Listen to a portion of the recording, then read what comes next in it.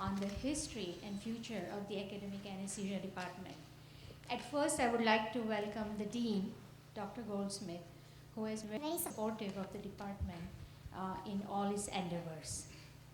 Year 1999 and 2000 is a very special academic year for this department, as it marks the 50th anniversary of the organization of anesthesiology at Strong Memorial Hospital as a division of the Department of Surgery under Dr. Robert Sweet in 1950, and 30th anniversary of departmental status established under Dr. Gillis in 1969. Unfortunately, Professor Nicholas Green, who was the second chair of the department, took ill suddenly a few days ago, so he will not be here. He has sent the text of his talk, which Dr. Ward will be presenting at the end. Dr. Vernon Thomas, third chair in the department, also could not be present, but he sends his good wishes. I would like to welcome Dr. Alastair Gillis, who had first joined the department as the division chief in 1959 and in 1969 became the very first chairman as the department achieved independent status. During his tenure, he worked very hard to establish a newly created department. He retired as the chairman in 1983 when Dr. Ronald Gable became the second chair of the independent department. And under his tutelage, various subspecialty divisions such as cardiac anesthesia, pain treatment, neuroanesthesia, OB anesthesia, etc., were formed. He also played very active role in establishing an operating room database and management committee. Dr. retired as the chair in 1992. Dr. Ward, our current chairman, joined the department. I would also like to recognize various retired faculty members who are present here today, like Drs. Lawrence, Fuller, Jorgensen, Kogan, Kalimlim, and others, who played pivotal role in the foundation of a strong clinical anesthesiology department and the resident training for many, many years. The department has always had very capable and dedicated nurse anesthetists. As a matter of fact, for many years prior to the appointment of Dr. Speed, the anesthesia was solely by the nurse anesthetists. I am happy to say that today amongst us, we have Agnes Florak, who started her career in the department in 1949 and provided the patient care along with other nurse anesthetists while the department underwent several changes. Agnes and her colleagues played an important role in the various missions of the department. I would also like to welcome Jane Thalamus from that era. We have a very interesting program this evening, and I would like to invite Dr. Goldsmith, our current dean now, to welcome you officially. Thank you very much.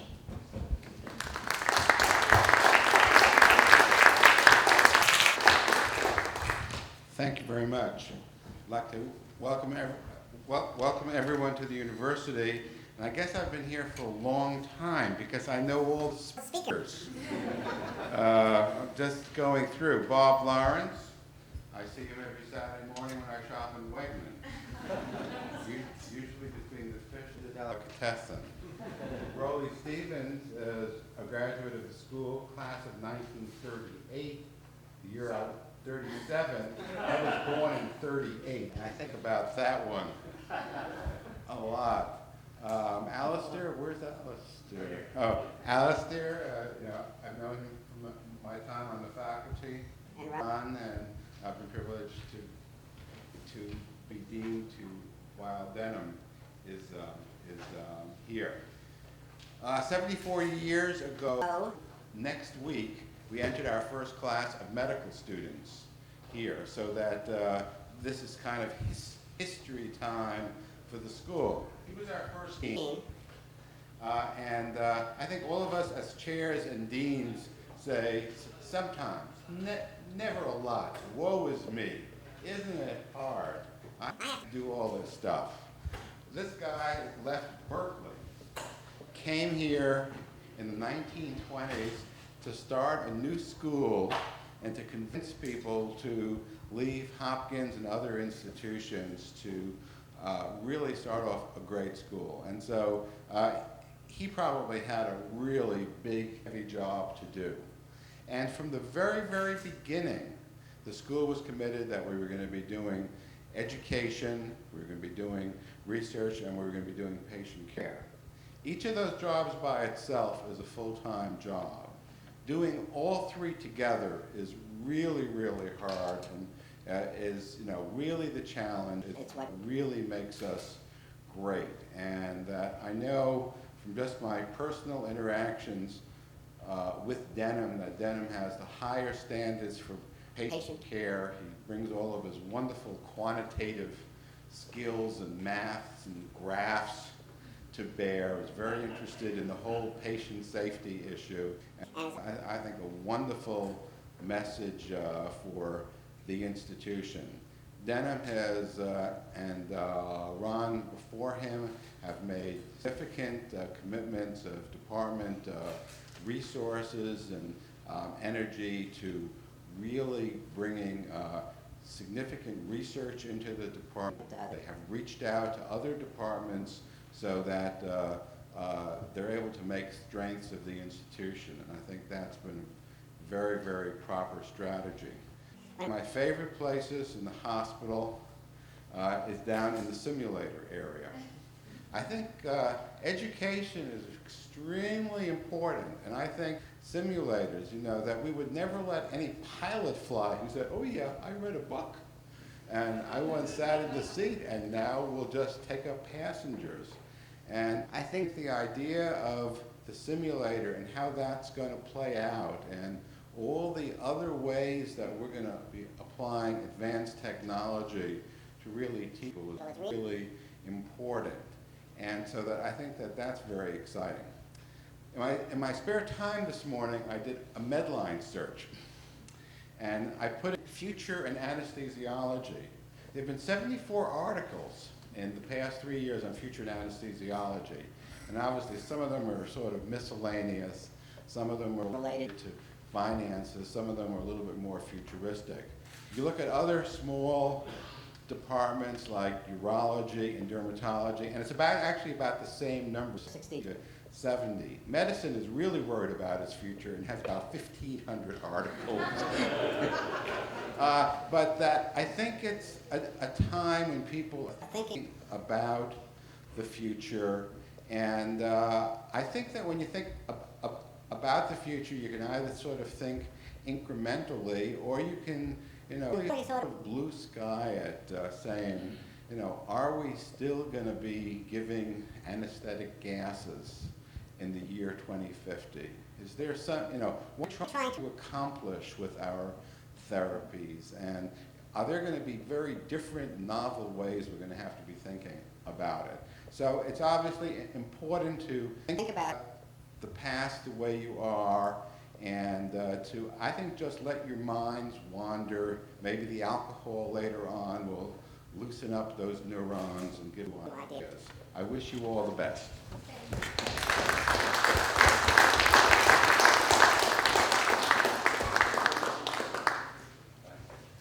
The next is Dr. Ward, who doesn't need any introduction. He's going to talk on our overview on the history of our department and current perspectives. Thank you.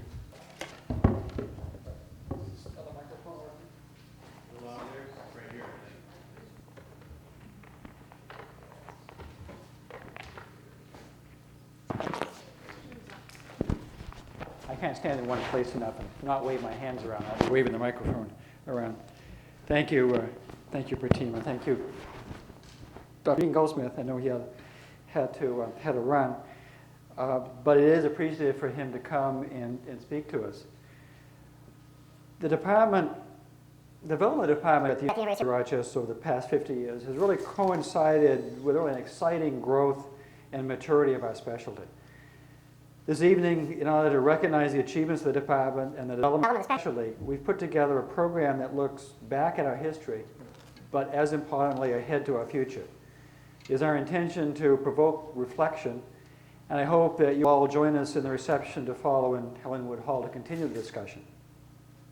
First, I'd like to give a brief overview of the department, and Drs. Lawrence and Gillies will provide us a little more first-hand glimpse of what it was like to actually be there in time to some of the real major transitions that the department has had. But then I'd like to provide my perspective on where the department of anesthesiology may be going currently and where it might be heading. The history of the department and the history of the specialty is a history of the people involved. The people involved in making the day-to-day changes that add up to the dynamic improvements that we've all seen over the past 50 years. I have no illusions that the chair is by any means the most important actor in this drama. But many of the eras of the department are marked by who is chair. So our story opens in 1950 with a bulletin of the university. And in that 1950 bulletin, Dr. Robert B. Sweet was appointed assistant professor of anesthesiology, as an assistant professor of anesthesiology within the Department of Surgery. Dr. Sweet had come here right out of his residency program. He had just finished it in Mass General in that June and started here in July. If you think of our residents graduating today, in a chairmanship immediately upon graduation. Well, that's not much of a piece in the bulletin. The currents, the equivalent of currents, the bulletin of Strong Memorial Hospital, had a little bit more detail. Interestingly, this appeared not in the Department of Surgery where his academic position was, but in the part of under Strong Memorial Hospital about the hospital anesthesia service. Just graduated from his residency program, he was appointed anesthetist in charge at Strong. He stayed 2 years, got the department started, although was not able to start a residency program before he returned to University of Michigan to start the department there. By the time he departed, it was really up to the next chair, Nicholas Green, who soon after graduating from Mass General came as now associate professor to start the residency program with Bob Lawrence, who we have here today, his first resident. I found in some of the old bulletins where Dr. Lawrence was an assistant resident for a couple of years before his name showed up as an associate resident in anesthesia. I've asked Bob to provide us with some of the perspectives of that interesting time of the beginning of the residency program. Dr. Green recruited other anesthesiologists to the faculty, including Dr. Thomas, who was recruited as an assistant professor and the associate chief, and Dr. Gillies to help start our residency program. In a lot of ways, Dr. Green was the first chair who really got the academic department started by creating a residency program. Dr. Green's alma mater was Yale, and when I'm talking to him on the phone, he felt that even though here at Rochester he had a very collaborative environment, he felt for some of the things that he wanted to accomplish in his career that Yale was going to give him a better pulpit to do that from. So after 2 years, he left to become chairman of the anesthesia department at Yale, and Dr. Gillies left to join him. Fortunately, Dr. Vernon Thomas was in the division of anesthesiology, and a letter I just received from Nick Green, saying he's disappointed in not being able to be with us. Dr. Thomas continued to develop the residency program. He eventually was appointed first professor of anesthesiology in the department. He continued to develop the residency program, and during his tenure, he struggled with something that I can very much relate to, getting enough funding for the department. As he wrote to me in this letter, it was an exciting assignment. To tell the truth, Rochester was a top-notch medical school. Ranked fourth after Harvard, Columbia, and Hopkins. Yale was number 5, but far behind in our specialty. After 2 years, Nick decided to accept an invitation to go to his alma mater, Yale, there. I was appointed in his place, so Bob Lawrence and I started over again. From that time, I worked my tail off, ate, slept, and dreamed the department or division, worked or thought about 12 hours a day to make a go of it. I was able to recruit several residents and staff members, start a medical student elective program, and worked in the dog lab in the early years of the heart-lung machine. Bob Lawrence and I the cases for the first open heart surgery done at Rochester under total body hypothermia. By the time Dr. Thomas was seduced off to the warmth of California and Stanford, Gillies was ready to be recruited back as professor and chair of the division in 1959. By the late 60s, the era of anesthesiology as a division in the Department of Surgery was drawing to a close. Alistair developed the plan that allowed the creation of a full Department of Anesthesiology in 1969, as this article from the Brighton-Pittsburgh Post of 1969 shows. Thus, as Fatima has mentioned, we are celebrating 2 anniversaries this year.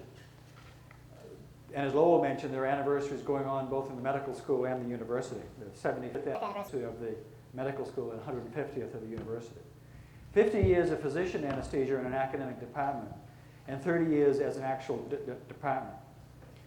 Before we let Dr. Lawrence and Dr. Gillies share their recollections with us of that early era, I would like to bring us up to the present and to give a few thoughts of my own on the future of academic anesthesiology.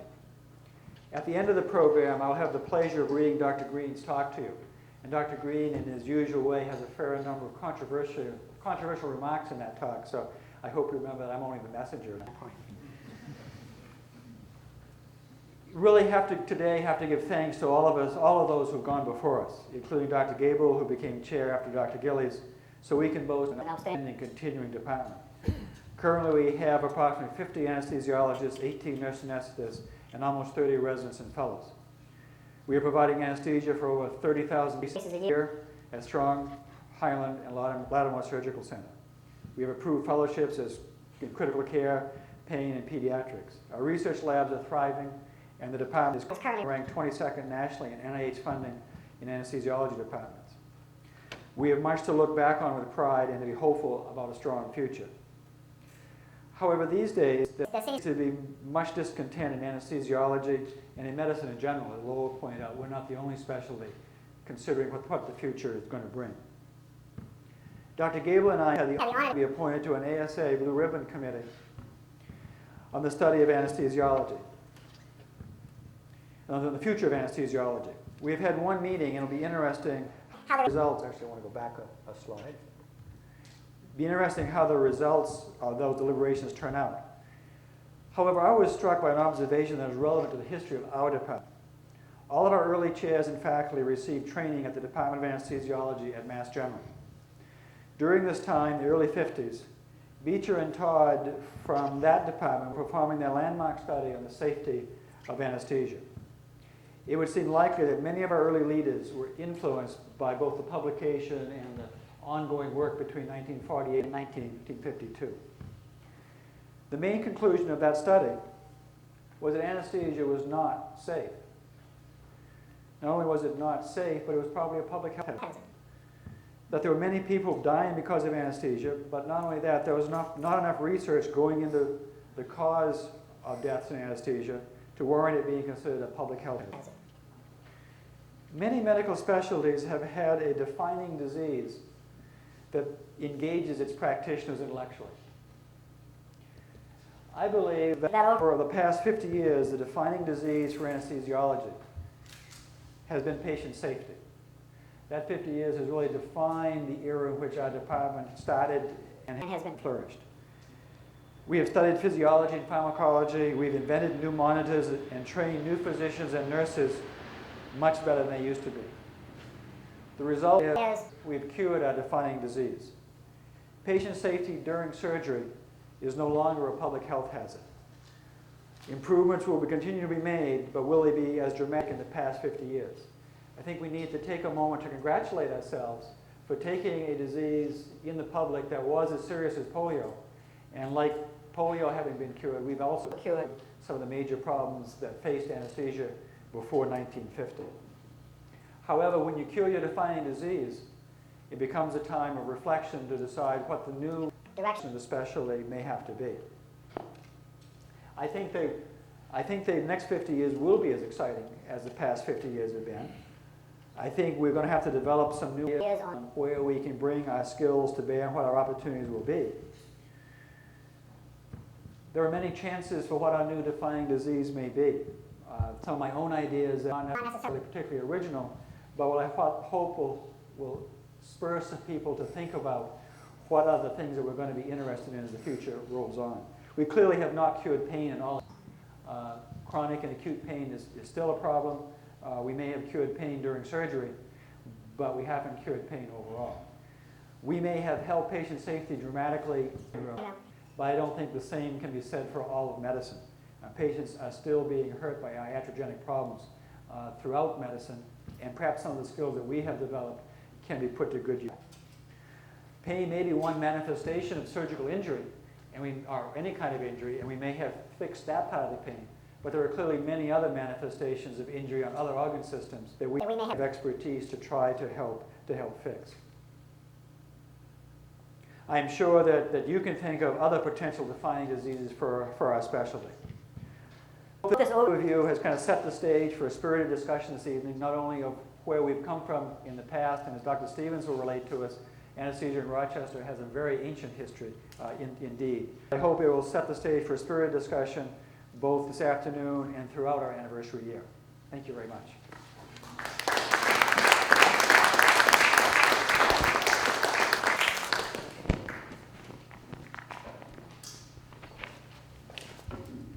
Our next speaker is Dr. Robert Lawrence, professor in anesthesiology, now retired. He has received a number of awards during his career, including a Golden Tree of Life Award for Distinguished Service for field of respiratory therapy. In the main office, when you go there, you can look at it.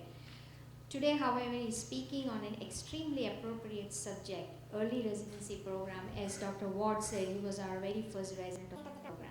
It gives me great pleasure to welcome him.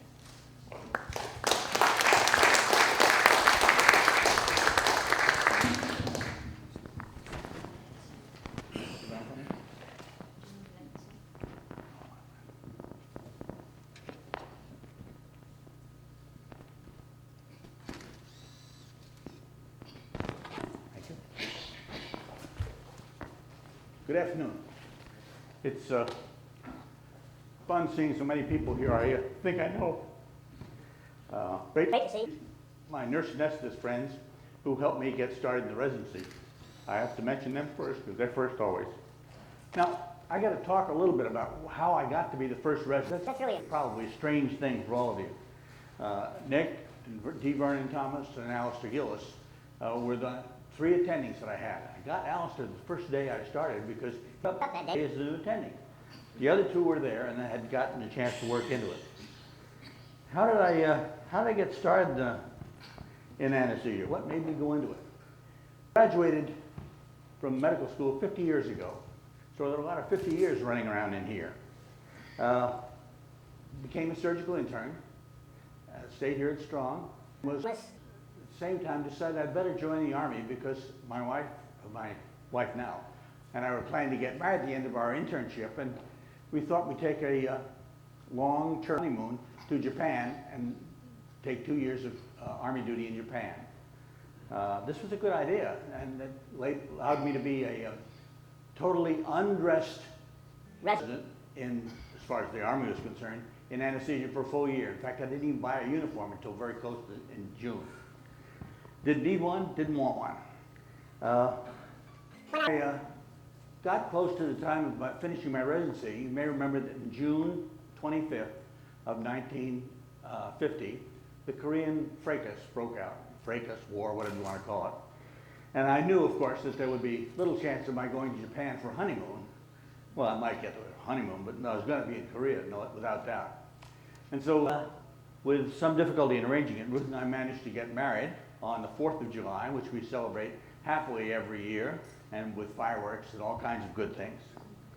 I immediately left the next day and flew to California, and from California to Japan. I was lucky enough to find out that I was going to be assigned to the 8076 Army Surgical Hospital. There were 2 other hospitals in Korea ahead of mine, and ours was the 3rd. We were combat loaded with trucks and all the equipment on the trucks, taken to Busan, got off the train at Busan, got off the boat at Busan, put on a train and started north. It was pretty confusing because nobody knew where we were going, nobody knew where we were going to set up. And when we got pretty far forward, we found out that we weren't going to set up there because the lines were too close to ours, so they moved us back to a place called Miryang. And in Miryang, we saw a large number of casualties and set up a means of handling 200 casualties a day with a triage system and taking care of them by sending them to the operating room or whatever else they needed.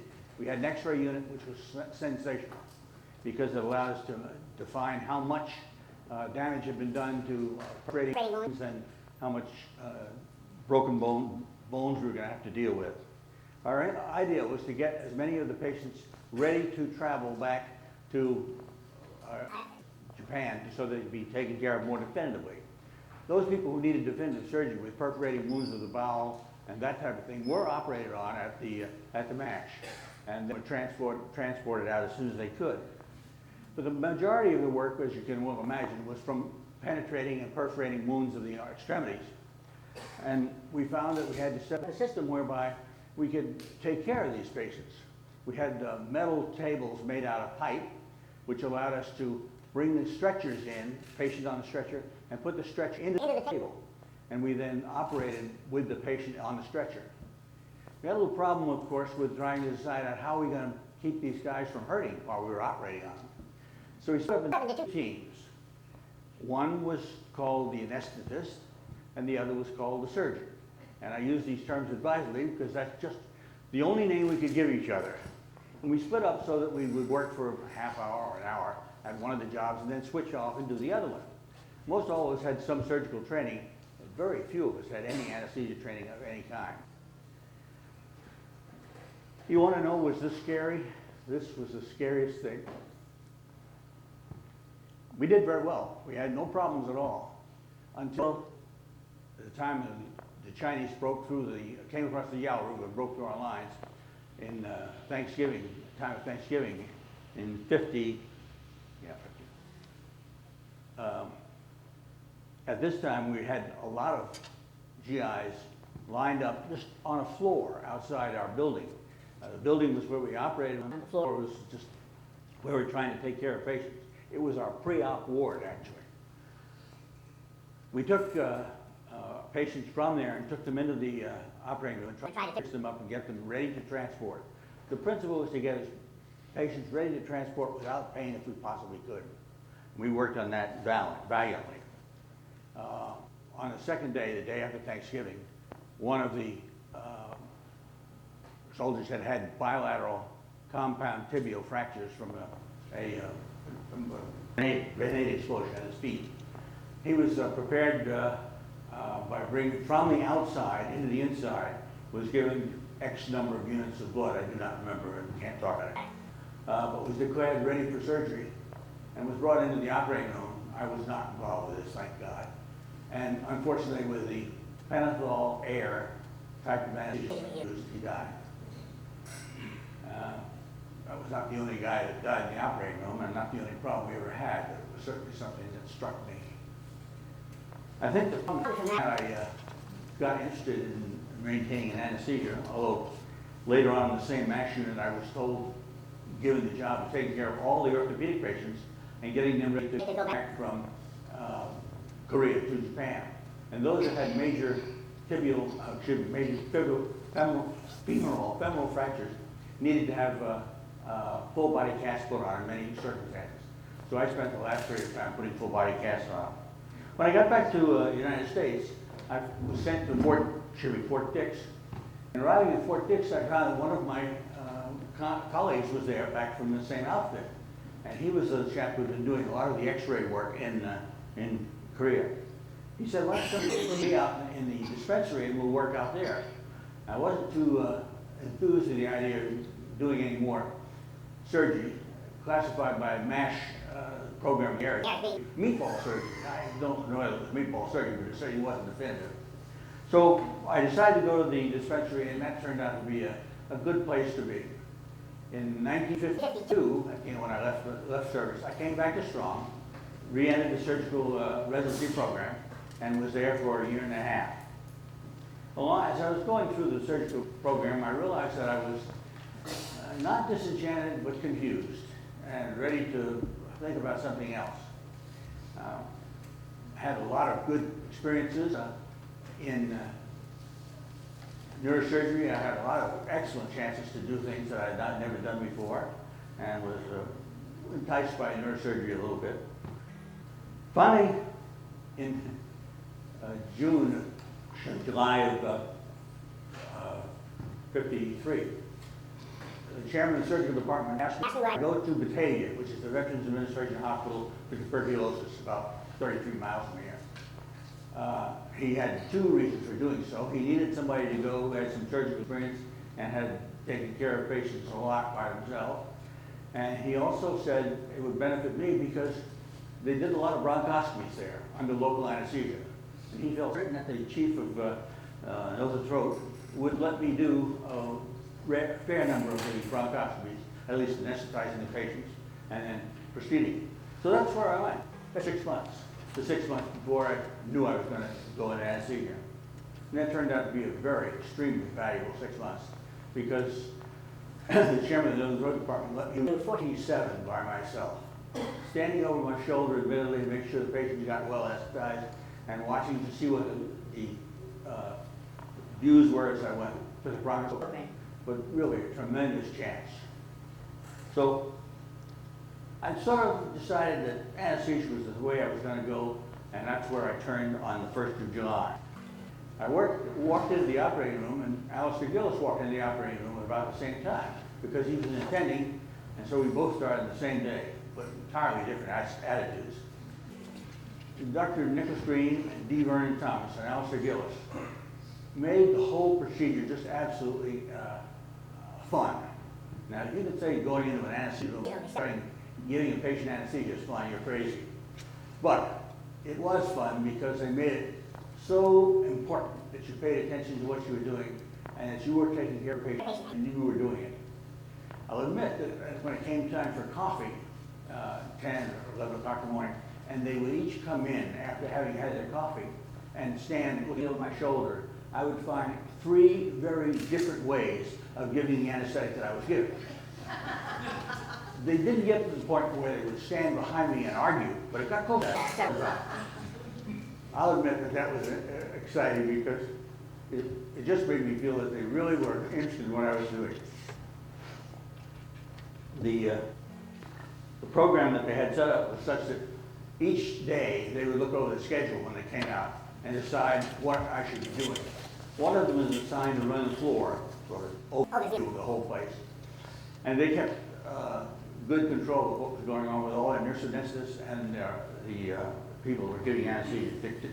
Dick Taylor gave some anesthesia sometimes. And they picked out the cases that they wanted me to do, and they'd pick them out by what they thought I needed to do. I sped myself around. So there was spinal, there was block anesthesia of all kinds, gas, oxygen, and ether. Some of you probably have never seen that given. Open drop ether, open drop biphane ether, and of course cyclopropane. Was all scary? It surely was. Just as scary as I've been in Korea. But it was important, and it really got to be better and better as time went on, and I realized that this was really something I was going to enjoy doing. Then also, of course, can't forget the fact that there were an OB service here.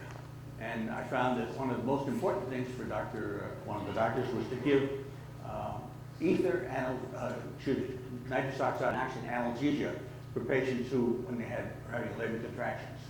So he would often bring his patients into the operating room, and then with each contraction, you would give nitrous oxide and oxygen to the patient while they had the contraction, and then stop it when the contraction went off. Now this to me take a long time in the middle of the night, and I found that I was doing a good number of these, especially since Agnes and Jane Klein and Jane Talmadge didn't want to do that. No, they were busy in other rooms because that would be the reason I was up. I was on with the nurse anesthetists every night, and they did a good percentage of the cases, except when they were required blocks for spinal, of course. And I'd often come and help them, but they often wouldn't tell me that they were going on, what was going on. Some of the things, but I got so that they'd call me, at least I could go see the patients and make up my mind what I was going to do with them in that case.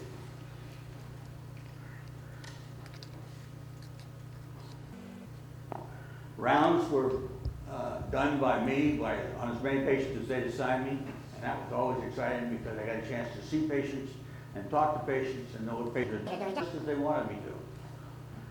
Nick Green was very busy in getting some stuff together for a book he was writing on spinal anesthesia, so he often would come and stand on my shoulder and make interesting comments about my techniques of doing anesthesia. It was always helpful, though, and he was extremely good in anesthesia techniques. The number of problems that I had in anesthesia was probably directly related to the fact that I had good people behind me. I just didn't get in trouble. I don't know why. Maybe it's because I was scared so much. And of course, the people that we worked with, Dr. Wardikis, who I remember with a great deal of fondness, was one of the individuals who liked to have a lot of nitrous oxide anesthesia. But he would also have a patient breathe nitrous oxide with their contractions. But all of a sudden he would decide if he had to go somewhere, and he said, I get this baby out here. So he would turn and say to me, put her down. And that came the battle cry for Dr. Wardikis. And he would then go ahead and give his gas oxygen ether anesthesia while he took the baby out. Were there problems all the time doing this? Yes, there were problems, but they were always fun. There were a lot of cooks coming in and out of the room. And I think I probably learned how to cook fairly well. But anyway, I do enjoy the fact that I was selected for the first anesthesia residency. I hope that I made some inroads in what people saw about anesthesia. I know I did. I enjoyed every minute of it. And I'm glad to be here today just to say a few things that I have said.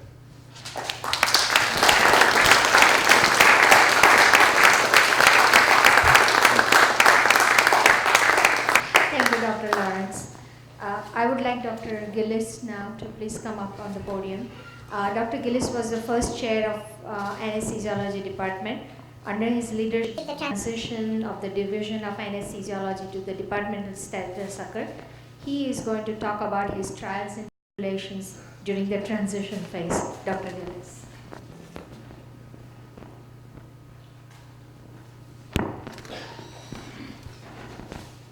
Good afternoon, everybody. It's a great pleasure to be back in this historic auditorium with our first dean and Nobel Prize winner looking on. I'm here to make some comments about the changeover from a division to a department. When I first came here with Nick Green, apparently they liked me enough to bring me back again in 1959. At that time, I had to deal with Dean Anderson. He agreed that and I agreed with him, that divisional status would be adequate to begin with. But in the subsequent years, I would be constantly proposing to him and to his successor that a department is what anesthesiology should be. Anesthesiology, it doesn't belong in the Department of Surgery. Anesthesiologists don't use a knife. They were the only division of surgery that didn't operate.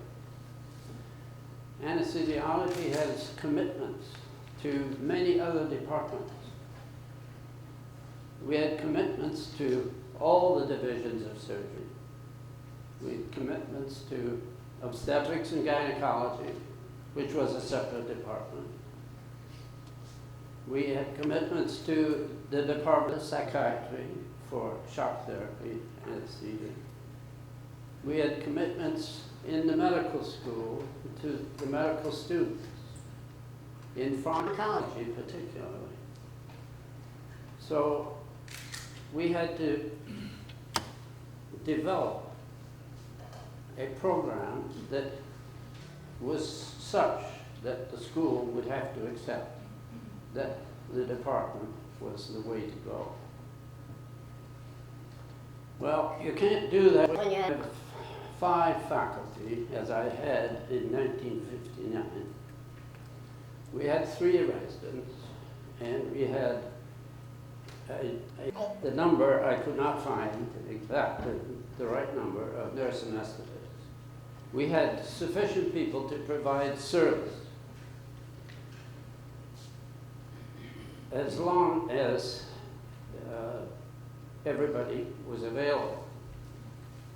One thing that I had to make sure of, the faculty, was that they would have at least one day a week in which they were not required to be in the operating room and therefore not providing service. This concept was hard to get across, but we insisted on it. So much so that when the pharmacology class was being conducted, which included a laboratory, when all the members of the faculty, except the one who was in charge of the operating room, all the members of the faculty had to be in the pharmacology lab.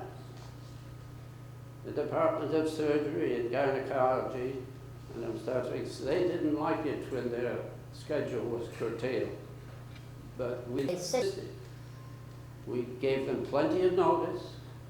There will not be any operating room service 2 days next week, and only emergency surgery will be done.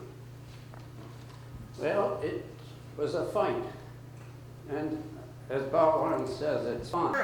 It was fun having the fight, but we succeeded.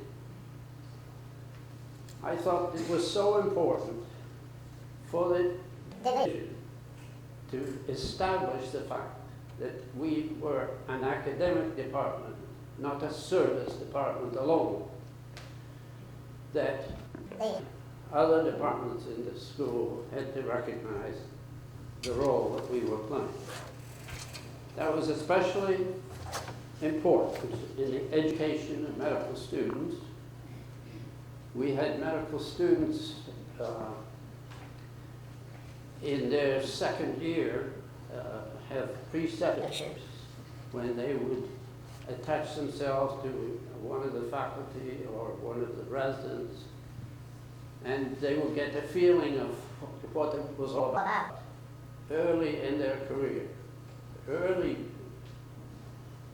before they had got really into much clinical service and education.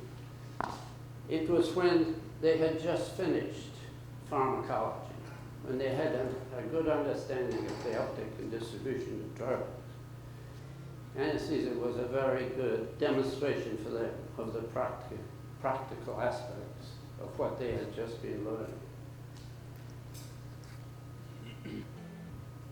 These students that later on, in their 4th year, they rotated through anesthesiology. About a third of the students rotated through anesthesiology, and they were given much more intensive attention by faculty members.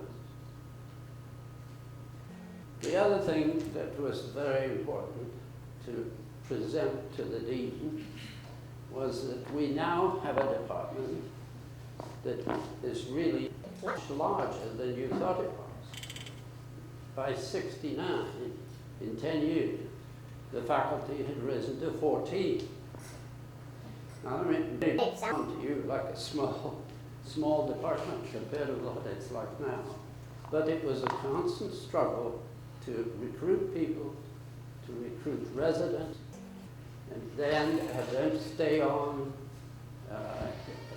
as faculty members. continue to recruit in the areas of anesthesia residents, anesthesia staff, and nurse anesthetists. So that we had a sufficient number of people to provide the service component, but always with the provision that the faculty had at least one free academic day. That was absolutely essential. We recruited anesthesia personnel who had research interests. One particular was Bob Marin, who we managed to obtain a research career development award for him. That allows him to have more time, non-clinical, than other members of the department. But he was productive in the lab, and as an indication of, in fact, the whole department's productivity, the number of publications between 1959 and 1969 by the department was 67. Now, I'm sure the department is publishing now at a higher rate, but to be able to present to a dean, a faculty that is quite large compared with most departments in the clinical department, that is providing service in all the different specialties and has been productive in its publications. He didn't have much choice. It was determined also, we had very good support from Charles Robb, professor of surgery, and from some of the divisional chairmen, Dr. Robert McCormick, for instance. Robert Duthie was the divisional chairman of orthopedics.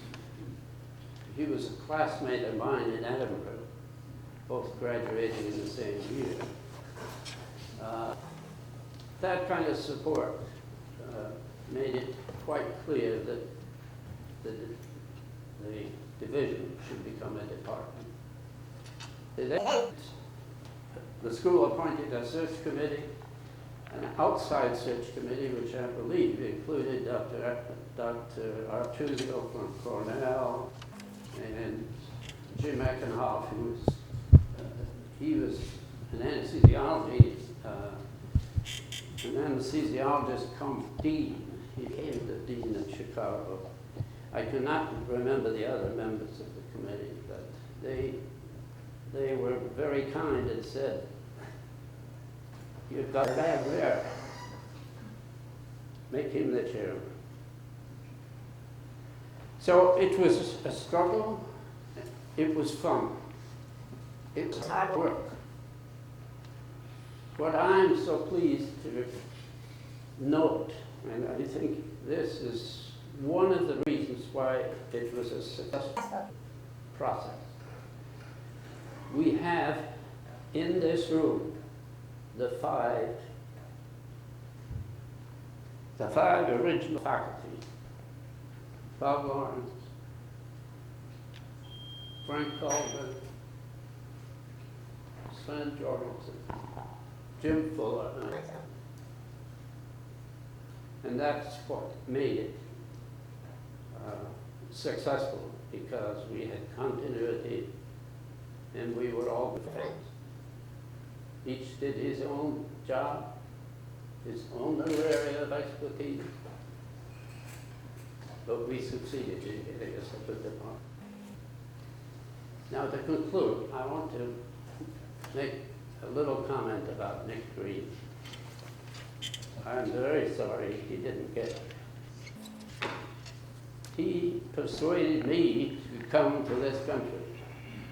He was studying in Edinburgh under my father. After he finished his residency at the Mass General, he went over to Edinburgh to study the use of physiological trespass, as my father named it, or hypotensive spinal anesthesia.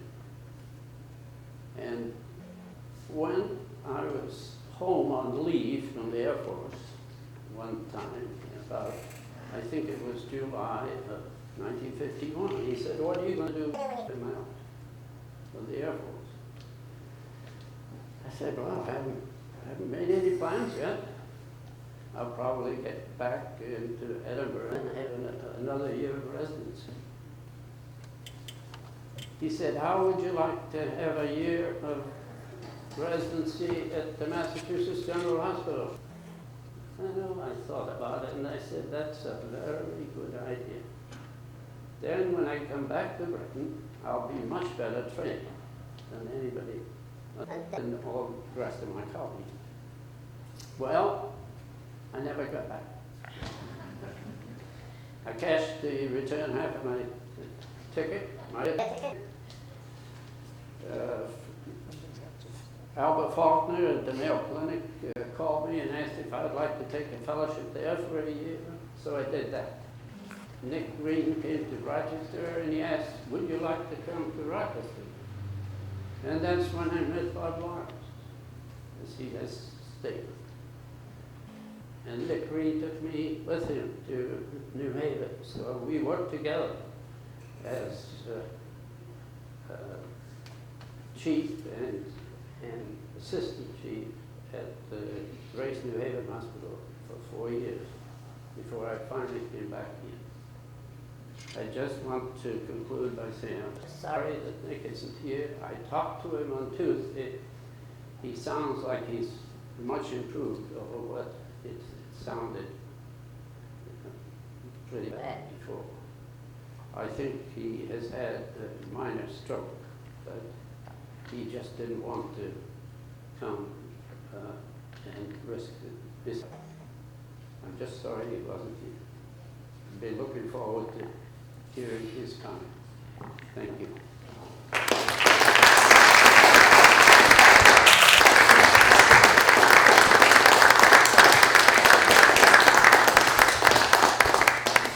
Our next speaker is Dr. Ronald E. Stevens, clinical professor of surgery, retired. He is going to give talk on early anesthesia in Rochester.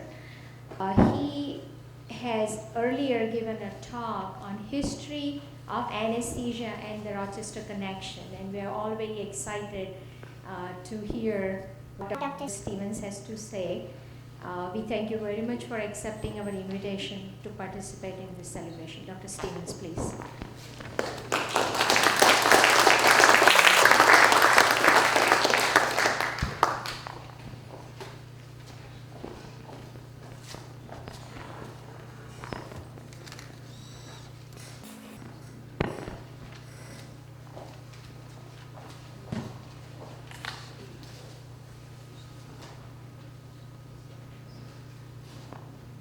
Thank you, Dr. Shaw. I'm honored to be here addressing you tonight and pleased to mingle with many collaborators and old friends. I struggled through our dissection. We struggled together through our dissection, and you were the source of much light-hearted banter and many hundreds of books I stole and told as my own. It was some 200 years ago that science began to reveal the difference between inorganic and organic chemistry, and to the many volatile chemicals led to curious alterations of human physiology. Some chemicals produced marked changes in personality, and some induced the loss of consciousness and controlled pain. The dentist's portrayal of why this was so. We're about to show 3 slides, please.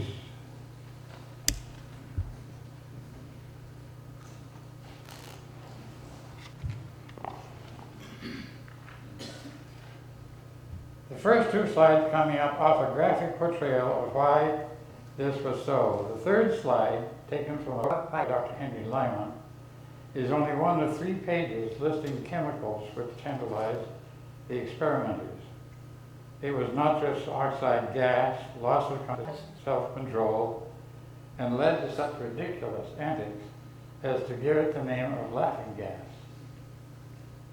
Slide 4 portrays how this was often equated with public demonstrations of laughing gas and ether products. And now we would like the first slide. That's the answer. That's the first slide. Can we turn the spotlight off a minute? It's hard to see. Okay. The people who were primarily interested in relieving pain for their professions were the dentists. And here you see a roadside dental of tooth extractions. The dentists who did that were certainly all looking for some means of alleviating the pain. The next were the surgeons, of course, and particularly those who did leg amputations. And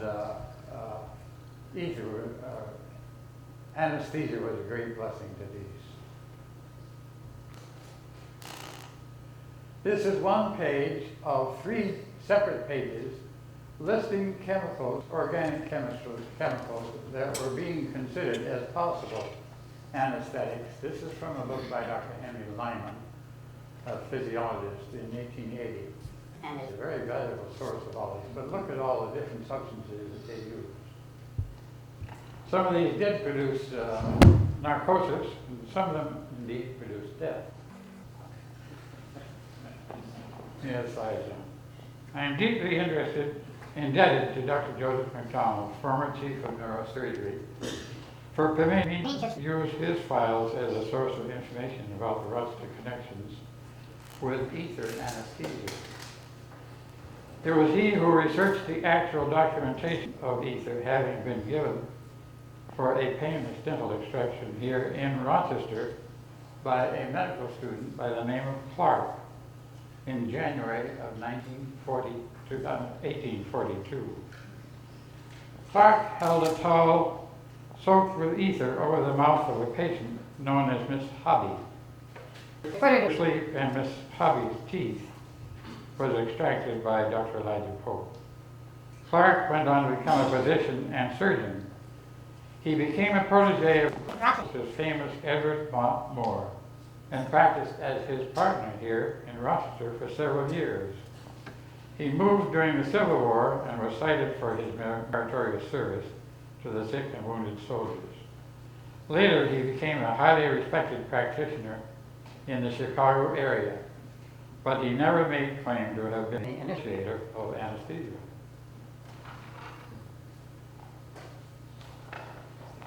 Experimenting with laughing gas, nitrous oxide, came first, but almost neck and neck with ether. At a nitrous oxide party in Connecticut, a dentist, Horace Wells, was impressed by the fact that a man barked his shins was unaware of it. This observation led Wells to try the gas upon himself. Having learned that it rendered him insensitive to pain momentarily, in December of 1844, he persuaded a fellow dentist to remove one of his own teeth. At this junction, I measure a curious coincidence linking Dr. Wells to me. He was born in Hartford, Vermont, and so was I, but he was born 91 years before I was. It's almost universally known that a dentist, Dr. William Martin, is credited with having used ether to produce the first controlled general anesthesia. The date was October 16, 1846. The place was in the operating theater of the Mass General Hospital. The surgeon was a 68-year-old distinguished Harvard professor of surgery, Dr. John Warren. Think of the screams and struggles the good doctor must have heard up to this time in the course of his practice. In the course of 20 minutes, Dr. Warren removed a tumor from the jaw of his patient, Mr. Abbott. A crowd of curious and incredulous physicians watching this drama heard Dr. Warren say when he had finished, "Gentlemen, this is no humbug.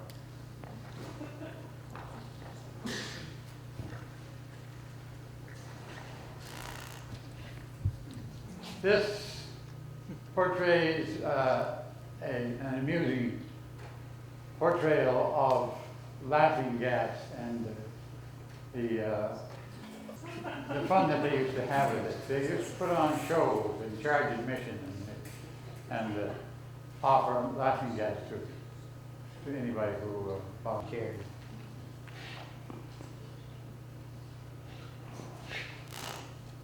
This is a picture of Dr. Horace Wells, my fellow Vermonter.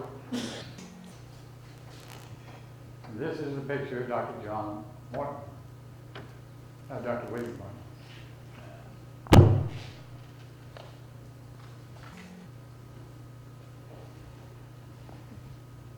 On the following day, October 17th, again under Morton's supervision, a second operation was performed, this by a different surgeon.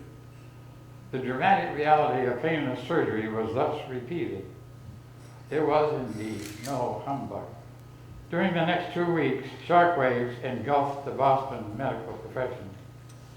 Vociferous disagreements arose concerning the advantages and hazards of continuing and extending this procedure. Morton lacked prestige. He was a dentist. Worse yet, he refused to identify the anesthetic agent, but a consensus finally prevailed.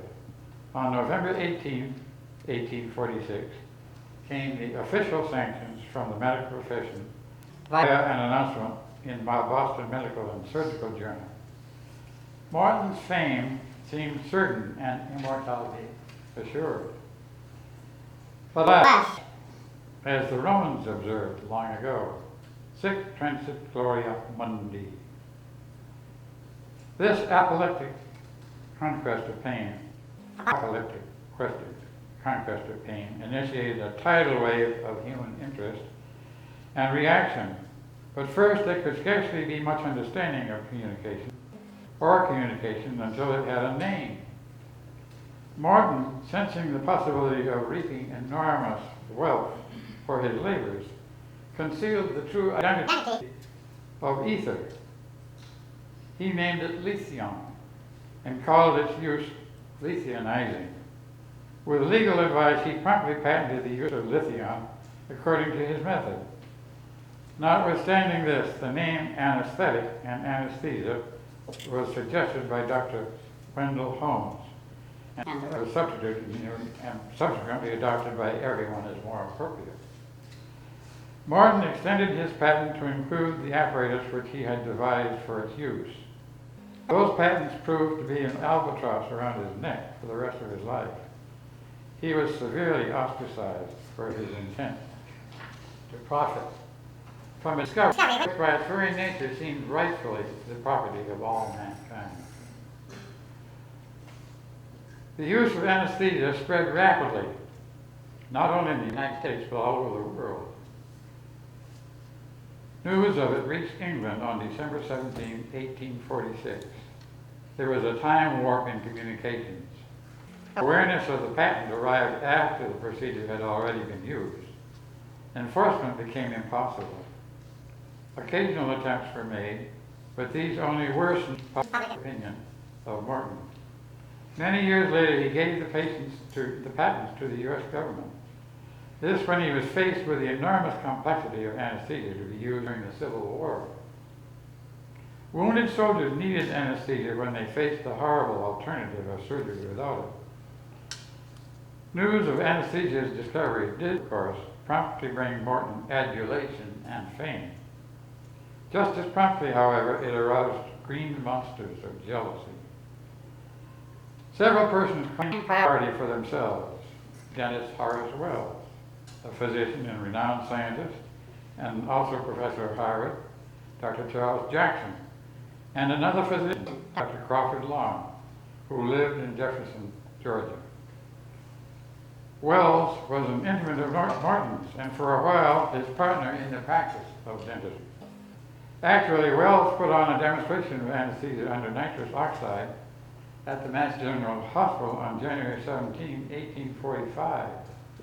But it was a humiliating disaster. The patient, a medical student, screamed with pain just as one of his teeth was being extracted. Dr. Jackson, Harvard professor of chemistry and anatomy, was one of Morton's instructors. Both Morton and his wife had lived with Dr. Jackson for a while in 1844. The Georgia physician, Dr. Crawford Long, has already been mentioned as having used ether in March 1842 to remove the tumor of the neck from one of his patients. However, he failed, for reasons unknown, to reveal this until well after Morton's fame had spread. Each of these claimants had indeed almost done what Morton did, but not quite. And since 1846, other names, other postulants to fame have appeared, some with believable credentials. But Morton's fame seems justified and durable even today.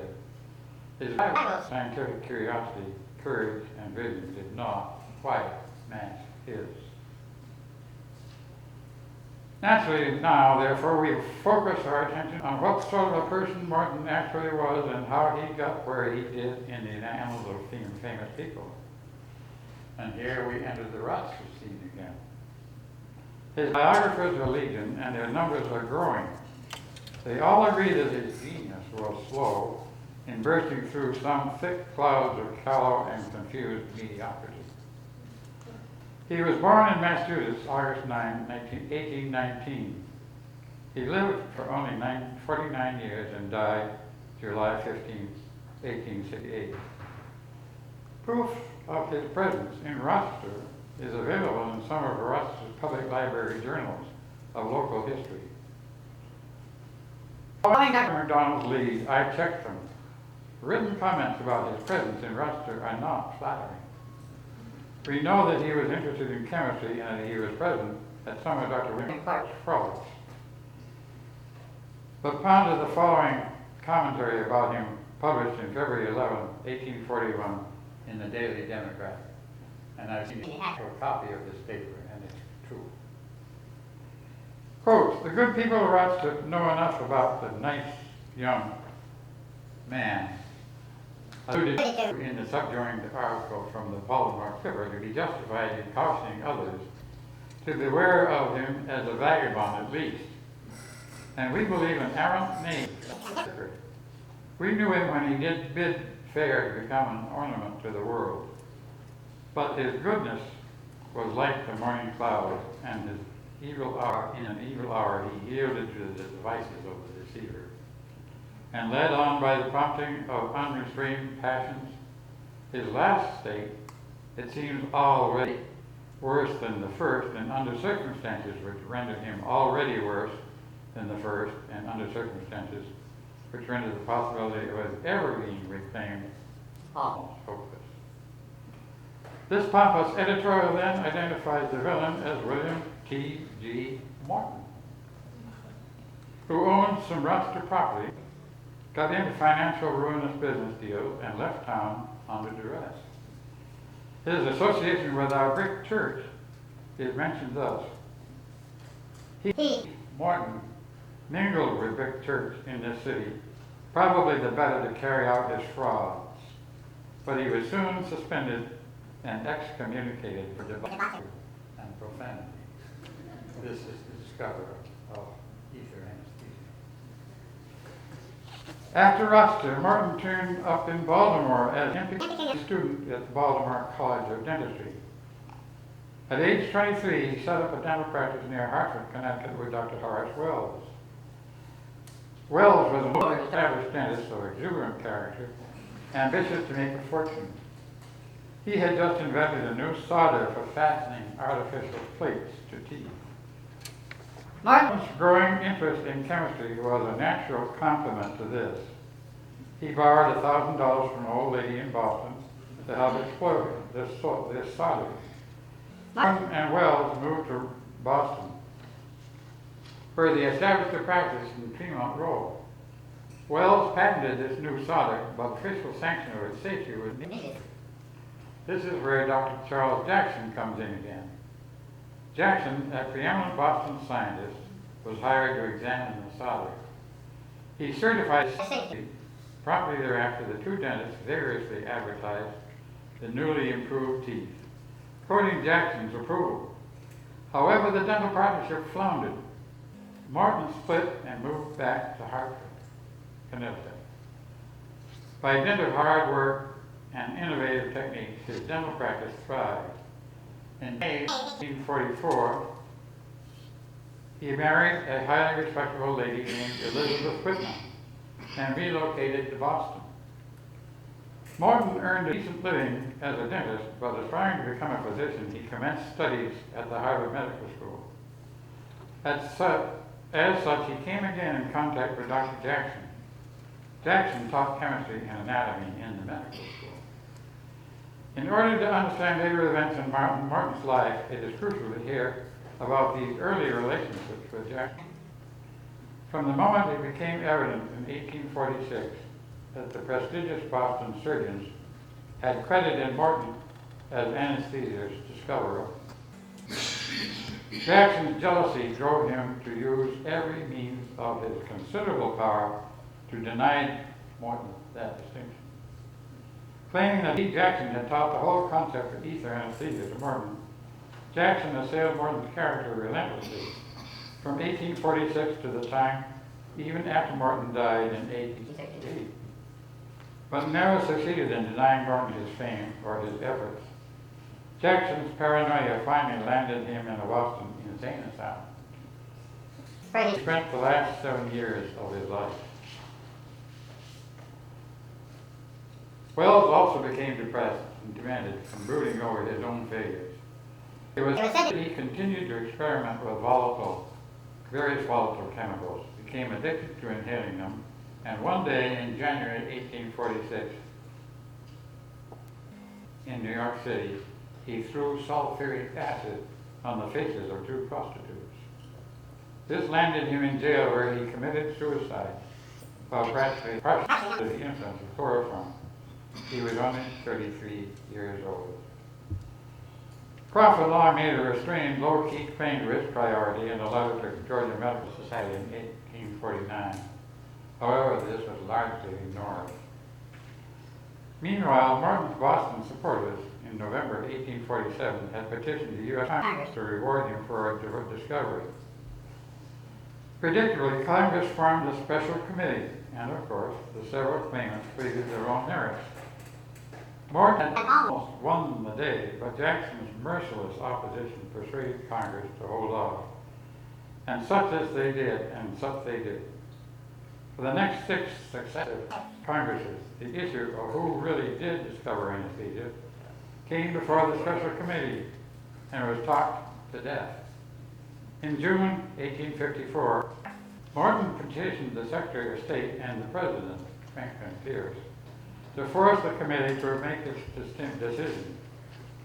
The President bypassed Congress. He referred the whole matter to Joseph Henry, first head of the Smithsonian Institute. Henry assured the President that Morton was the true discoverer of anesthesia. Pierce was about to sign a decree rewarding Morton when he stopped. He spotted a testimonial from the Army Surgeon General mentioning ether anesthesia. Pierce wanted more information about the still legal patent in Morton's name. It turns out that no decision was ever made to grant Morton any financial reward. Amusingly, the special committee was never officially dissolved and is thus said to be potentially active, but suspended and active even today. Morton's last 14 years were spent farming in West Needham, Massachusetts, on a farm which he called Etherton.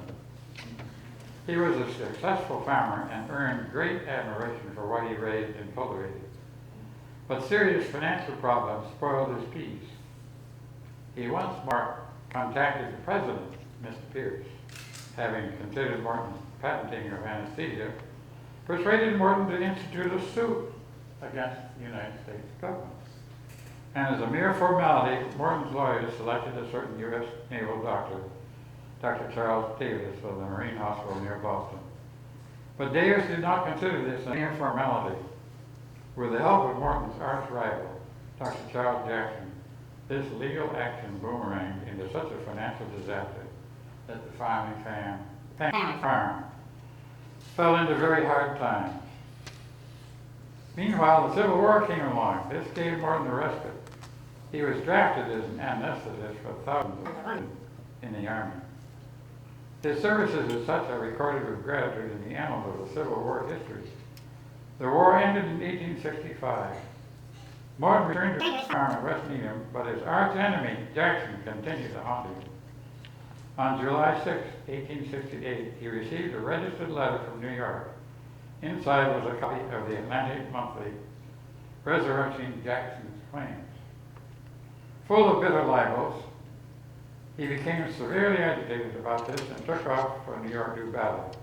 He and Mrs. Morton took a carriage ride through Central Park, in the course of which poor Morton had a stroke and died. I'd like to close by reading a quote from Dr. Lewis Thomas, and I think it's germane to this whole question of the many people who tried to settle these and become the first purveyors of total anesthesia. And this is what Dr. Thomas said.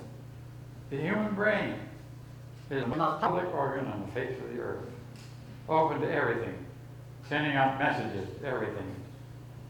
To be sure, it is hidden away in bone and conducts internal affairs in secret. But virtually all business is the direct thinking that has occurred in other minds. We pass thoughts around from mind to mind so compulsively and with such speed that the brains of mankind often appear functionally to undergo fusion. And this, it seems to me, is what has happened in this quest for anesthesia.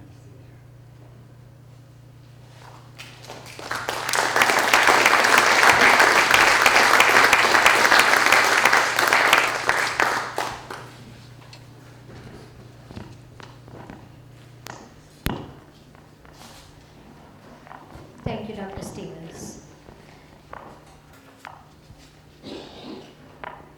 And the last talk is by Dr. Ward again, remarks by Dr. Green. I asked Dr. Green to speak. I asked him to speak on the future of anesthesiology. And that's what he provided me a text with. He also told me, I talked on the phone a couple of days ago, that I should give a disclaimer that I'm only messaging, because in his usual way, he's managed to have a fairly controversial, text. And he starts out, text to be read for Dr. Nicholas Green on the occasion of his absence from the celebration of the 50th anniversary of the establishment of anesthesiology at Strong Memorial Hospital and the 30th anniversary of the establishment of the Department of Anesthesiology at Rochester School of Medicine and Dentistry. Dear friends, many of the disappointments I've experienced over the years, just like everyone else. One of the greatest, however, is my inability to be with you at such a fine and important occasion. My wife and I were looking forward with such anticipation to being with you, seeing old friends, making new friends, and just being back in a hospital, medical city so rich in our many fond memories. He also sent me a table that went with his talk, and I'll display some points in the table as the talk goes along. I was, as you know, scheduled to consider with you today the future of academic anesthesiology. This is too large a topic to handle in the time available. It is, however, susceptible to reduction to what I consider to be the steps that academic anesthesiology must take if academic anesthesiology is to survive in an era of revolutionary change in the delivery and financing of health care for a citizenry of some 300 million souls. The details of these changes are Byzantine in the complexity and one hopes adequately described in the second edition, Dr. Green's 1975 book, Anesthesiology in the University, that is presently in the publisher's hands with co-author Dr. Jerry Reeves of Duke, and with a new subtitle, The Development and Promise of American Academic Anesthesiology. The first of these steps in the 21st century is one that all must come to realize and act on the basis that anesthesiology in an academic medical center, i.e. a university-based hospital, can and must consist of two quite separate sections. One would consist of academic anesthesiologists with a mission of research and teaching, with only peripheral, if any, involvement in patient care. They would be university academic anesthesiologists. The preponderance of staff would be university clinical anesthesiologists. They would be responsible for patient care in the operating room, in intensive care, and in pain management, while also providing much of the teaching of residents in these clinical care areas. Because clinical care is more remunerative than is research, their salaries would be greater than those of university academic anesthesiologists. They would not have, however, the freedom of time of their academic counterparts, who, with financial support, mainly from NIH and other grants, would be in control of their own time schedules. Clinical care and research cannot ever have the same freedom of time and the same incomes based on productivity as reflected by their publications, and thus their ability to pay research grants. Incomes of these university academic anesthesiologists will be less than those of university clinical anesthesiologists, but this would be compensated for by the fact that they will be total control of their own time, the sanctity of which can never be broached by the exigencies of clinical coverage. And even if their clinical backgrounds allowed them to serve for 1 or 2 days a week, but never more clinical care. University anesthesiologists must therefore make a choice between income and a little freedom of time, or less income but more freedom of time. Only this type of arrangement can produce truly outstanding research, the lack of which is one of the weakest points of all too many university departments in anesthesiology today. A corollary of the above is the basic necessity of improved recruitment of quality and quantity of physicians in anesthesiology as residents, and thereby establishing a stable foundation for maintenance of a stable faculty. If, for example, it is decided that a residency program needs 16 residents in its 4-year program, then 4 new residents must be recruited each year. Only if this number is rigidly adhered to can the repetitive ups and downs, the feast and famine of a program be averted.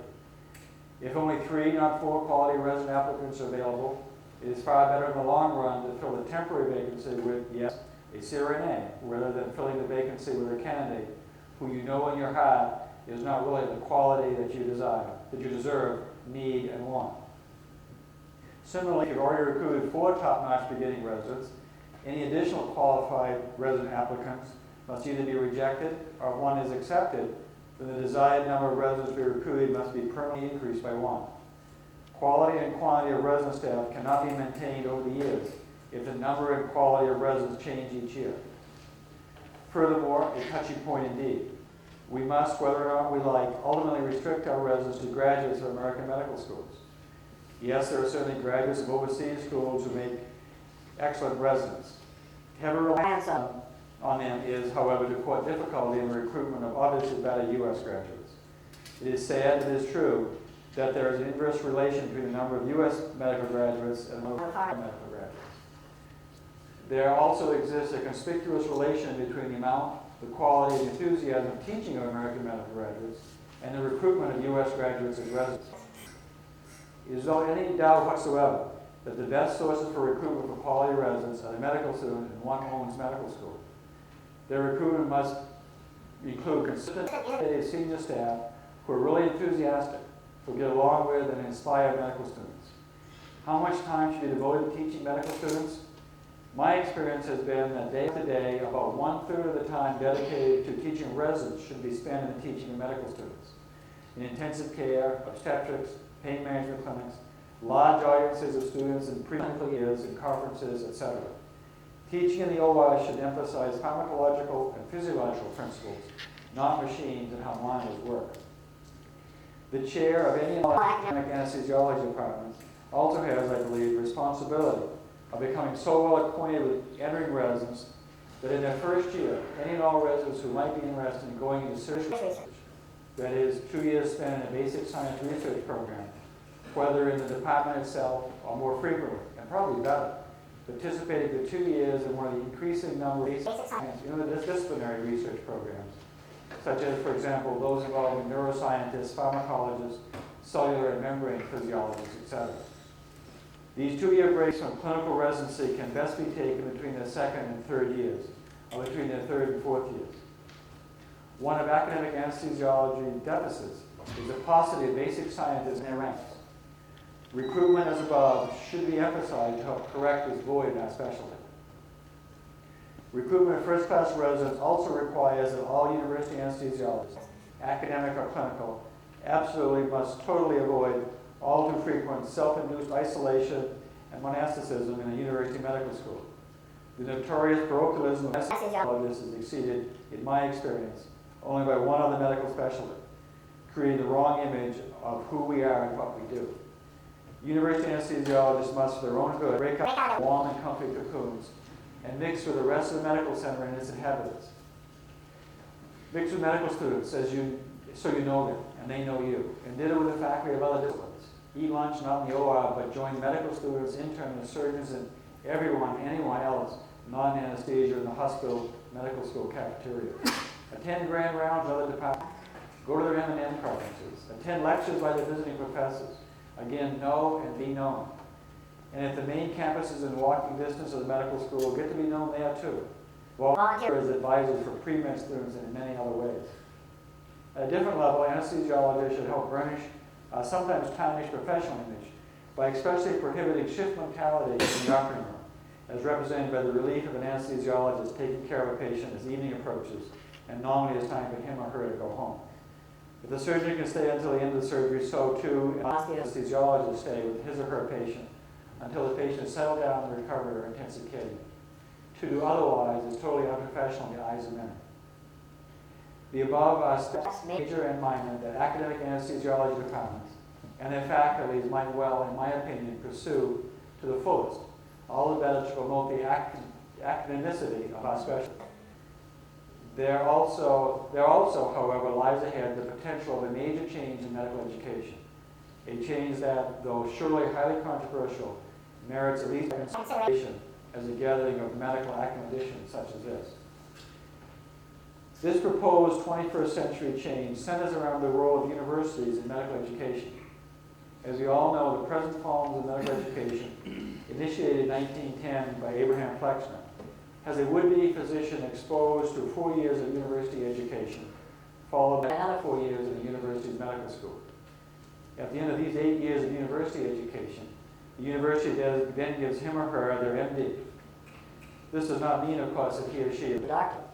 To be a doctor takes 4 to 8 years more in a residency training program run by a hospital, not a university. Note the word training. After 8 years of university education, he or she is, as it were, now thrown to the lions for residency training, such as carpenters or automotive mechanics must undergo. Not only that, but after 4 to 8 years more of residency training, he or she is not yet certified by one of the many American boards of medical specialties. This scenario strikes me as today something making little sense. Yes, we have had Flexner's plan of medical education for some 90 years, with little or nothing in the way of changes being effected, except for trivial rearrangement of the furniture. And as everybody knows, anything lasting 90 years must be perfect. Okay, well, where would we be if we were simply to accept Alexander Graham Bell's introduction of the telephone as the alpha and omega of communication? The time has come, I believe, that universities become responsible for the education, not just the training of physicians and all the 12 or more years needed before they become real doctors. This instead of their providing 8 years of education followed by 4 or more years that they deny any responsibility for. Should not universities, communities of educators, be responsible not only for the education of would-be doctors, but also for their certification as doctors, attested to by the awarding of a degree, instead of passing responsibility on to the American boards? In such schemes, I even see physicians in medical schools with degrees in education rather than MBAs. The multiple details involved in having universities responsible for the education of doctors, as outlined above, are so numerous and complex that they deny consideration of time available. Where there is a will, however, there is a way. Few, if any of us, may see the institutions of universities as postdoctoral medical education. But someone has to at least put forth such a heretical idea. In pondering it, one might like to compare our residents, that is, anesthesiology postdoctoral fellows, with postdoctoral fellows in other non-clinical departments throughout the university. Are our postdoctoral residents in surgery, medicine, and anesthesiology the equal of postdoctoral students in other non-medical programs in the university? Are our residents really being educated or just trained? What really should be the role of universities in residency training programs? In closing, it may be just as well I was, however, lamentably unable to be with you on this occasion. At least saves me from the ignominy of being tarred, feathered, and ridden out of town on a pole for such heresy as you have heard this evening. And as I said, I was only the messenger. I think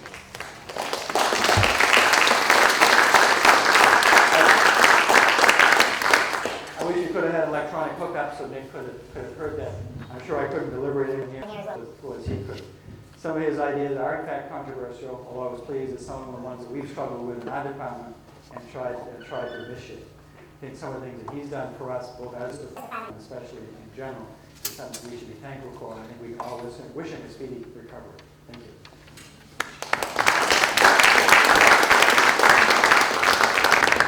Thank you. I have a few announcements.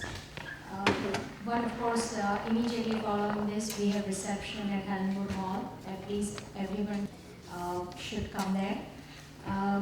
We are also planning some special festivities during the weekend of May 20 and 21st, year 2000.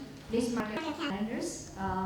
The celebration includes a scientific session by nationally known speakers, a high tea in the gardens of one of the oldest and most beautiful mansions in Rochester, a formal dinner, and on Sunday a golf tournament. And we hope you all join us. Thank you very much. And if you did not sign the book as you came, please sign the book outside. Thank you.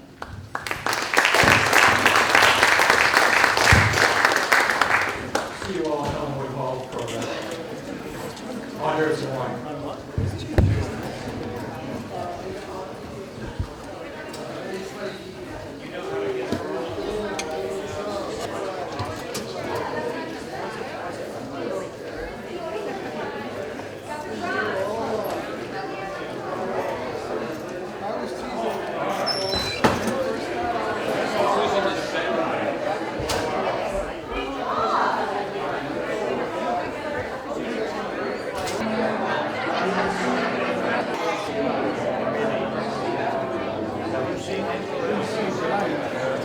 I see him down in the OR area every now and then. Yeah. No, I just wanted to say hello to him.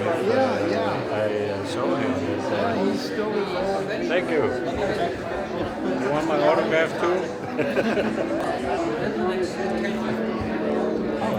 Maybe 20. 55 for me. So it's 44. That's it. How are you doing? Are you taking the sound too? Are you taping the sound as well? Yes. I'm going to put together a positive feature so we Okay.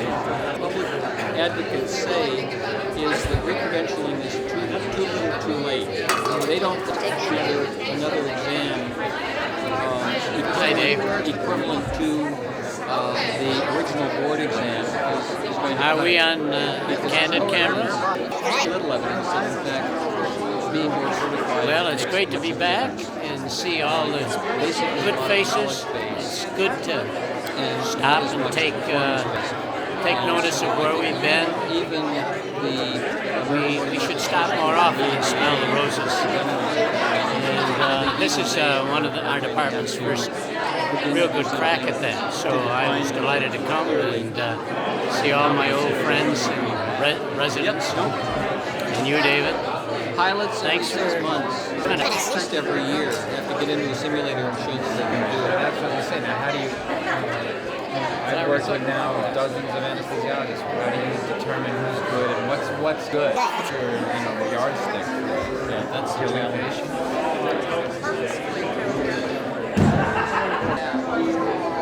But so have you been going out constantly? 3 or 4 times a week. I have a very good boss. I've been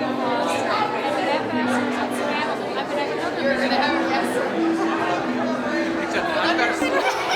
What kind of size is this, Cody? What is this? Our news? Is this our news? No. Oh, for reading. It's all right. That's it. That's all. But it wouldn't help me out here. Well, yes, it will. Well, you don't have to get, you're not there yet. I'm not there yet. So, The eyes are the only thing that's still got going for me. That's about it. such like a professional cameraman. I know. it does. 7:20. No, I'm at do you want to go? Yeah, call and see. Do you want me to wait a couple minutes? What's in there? I don't see any animals in there. Nice camera. It won't get that in the way. You're obnoxious, doctor.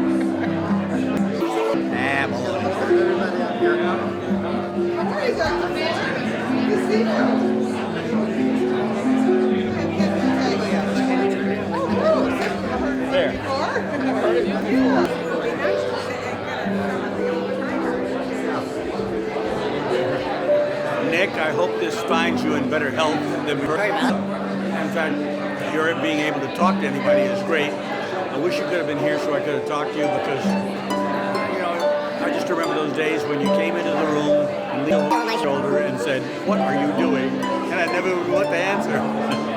But you and Alistair and D. Vernon Thomas were just absolutely sensational in getting me started. There's no question about it. I enjoyed every minute of it. I was panic-struck most of the time, but I enjoyed every minute of it. And I'm sorry to hear that you couldn't get here. I would have loved to have heard you talk. I would love just to say hello to you. Okay? Be in good health. That all right? No, somebody just told me that. Yeah. I'll call him and ask him. I didn't know anything about it. Yeah. You really are going to send it. Franklin ran bicycle along the canal path.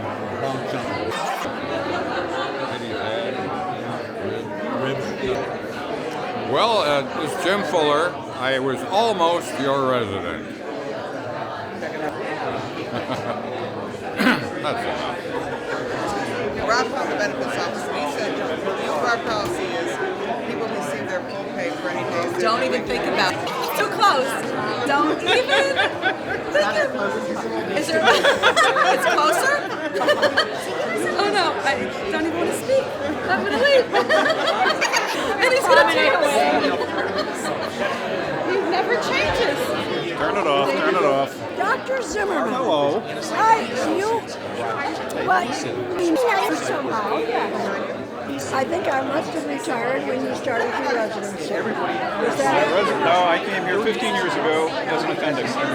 Well, that was the thing. It was 1986 that I retired. 1986, that's And you came into the group there. I saw your name and I looked for you afterwards because I thought he looked pretty sick. And I was John Okay, well, that was I didn't remember, was it a residency program or anything?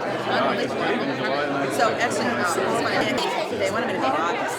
It's summer. Okay. The schedule's been made. I don't call. I go, it's closing. I go, really?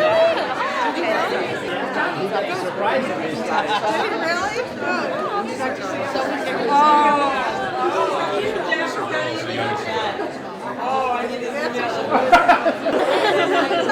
You say, how did you find that? You say, no, I didn't tell anybody that you gave my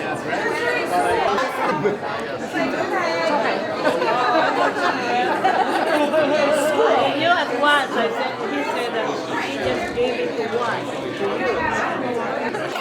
I'm going to take it.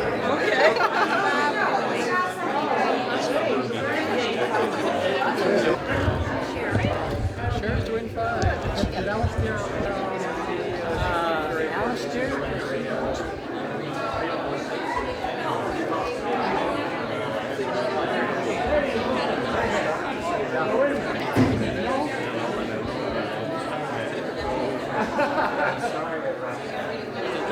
That's different because they don't remember.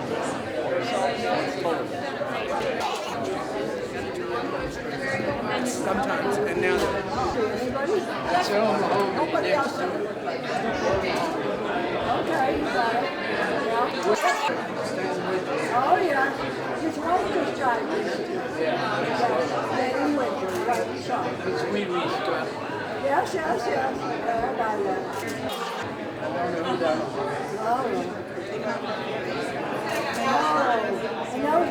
I think this was just the Department of Surgery. I think so. I must be into it. I know.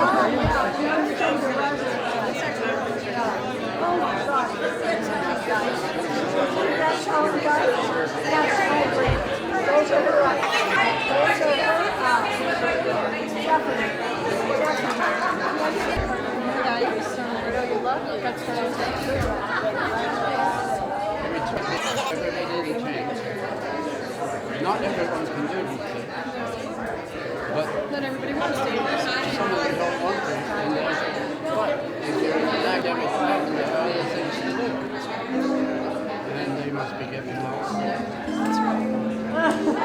As I mentioned about half an hour.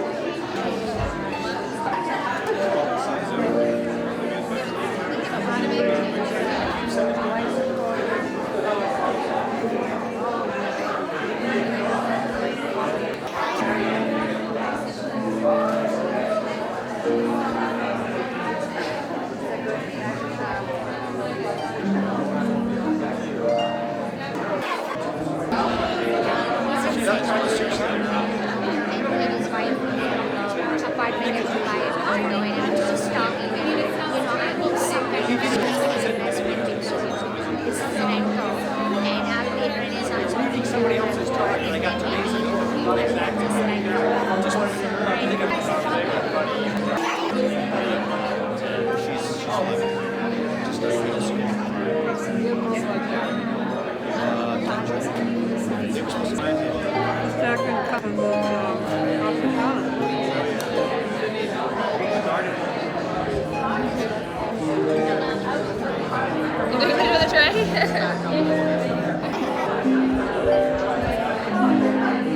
There you go.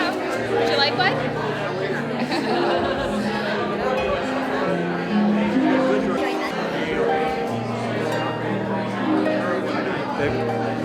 Good to see you.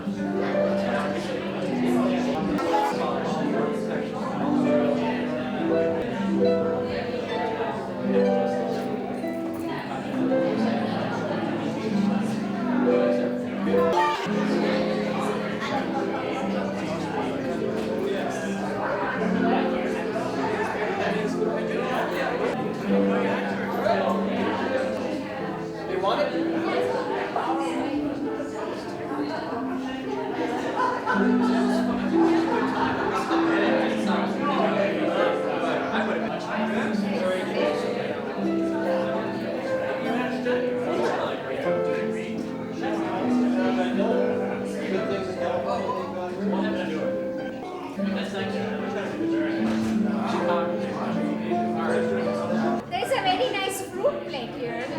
We can put those in a little doggy bag for you. No, we're going to do. This way I can just put them on the screen and drool over them.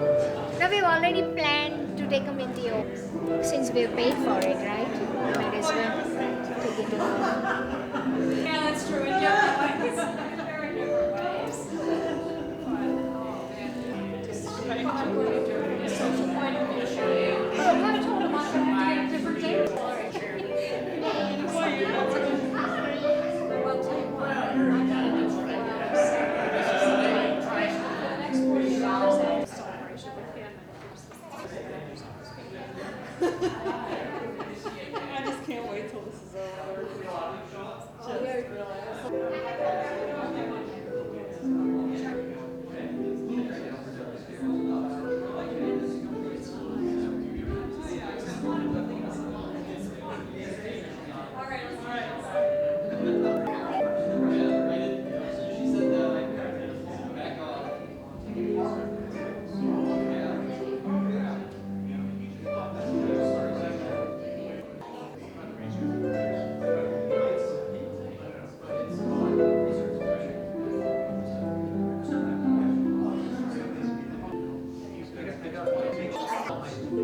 Thank you.